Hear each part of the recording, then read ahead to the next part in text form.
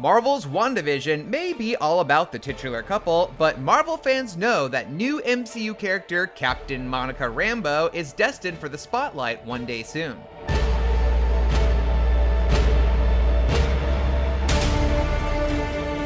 Monica is set to appear in Captain Marvel 2 and will co-star alongside Brie Larson's Carol Danvers and the soon-to-be-introduced Miss Marvel, Kamala Khan, played by Iman Vellani. Monica has a long history in the comics as a powerful and important superhero, and what we're seeing in WandaVision is just the beginning of her MCU journey. IGN spoke with actress Teyonah Parris about how her role in WandaVision creates a new superhero and sets the stage for her next appearance in the MCU.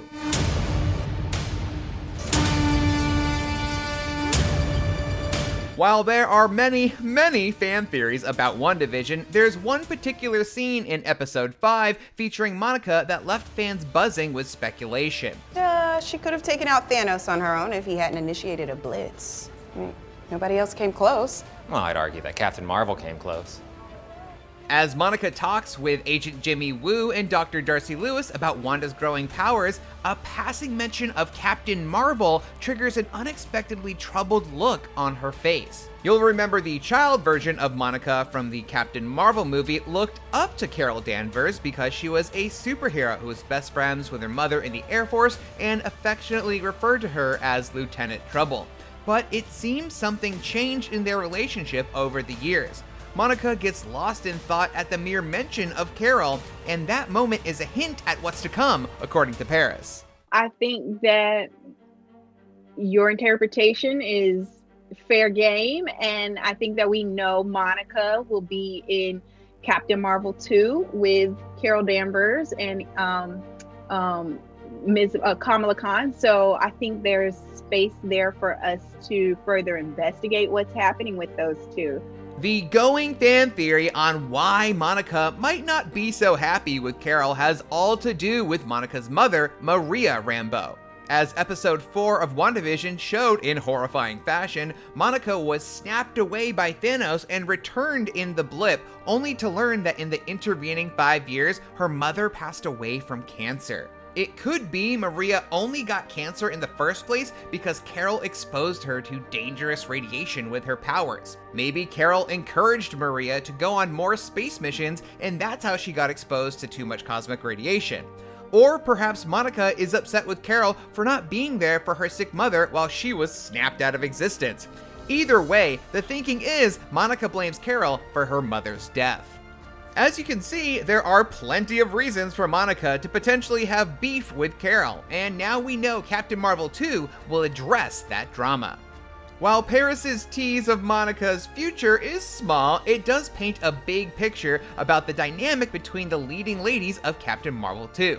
Young Miss Marvel idolizes Captain Marvel, whereas Monica will be critical of her. This could allow the upcoming sequel to deliver a character study of Captain Marvel, dissecting the hero's triumphs and flaws to better define where she stands in the pantheon of the MCU, while also establishing what makes the other two marvelous ladies unique. Hi, Geraldine. Now's not really a good time. No, it's Foxy. Before Monica confronts Carol in Captain Marvel 2, she has to help Wanda put an end to the Maximoff anomaly in WandaVision. Though we witnessed Monica gain new superpowers in episode 7 thanks to a third trip through the Hex, her best tool to help Wanda may be something else entirely. Having just suffered a tragic loss herself, Monica is able to empathize with Wanda and understand what she's going through after her loss of vision. I think when she sees Wanda and realizes what's happening, I do think that this parallel experience of grief is what is drawing her to be more compassionate with Wanda. Acting director Hayward and pretty much everyone at Sword considers Wanda a threat that needs to be neutralized, so it speaks volumes about Monica that she's choosing to address the situation with compassion instead. That's not to say that Monica's powers won't come in handy. In the comics, her ability to manipulate all kinds of energy on the electromagnetic spectrum gives her the power to fly and blast villains into next week.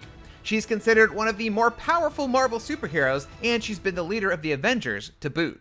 But before any of that comes to pass, Parris emphasized how it was her goal to first introduce audiences to who Monica Rambeau is as a person. What I wanted to do was go to the source material to find out who this woman was. And for me, Monica is ambitious. She's compassionate. She's a leader, and she's also pretty funny in the comics. With so much lore behind the Monica Rambeau character in the comics, there's certainly plenty of material for her to chart a course into the future of the MCU. But right now, Parris is focused on enjoying the moment. I'm excited for her future. I don't know what will happen, but even just in this moment, I'm grateful and excited, and can't wait for you guys to see what else we have in store, because it's not over yet.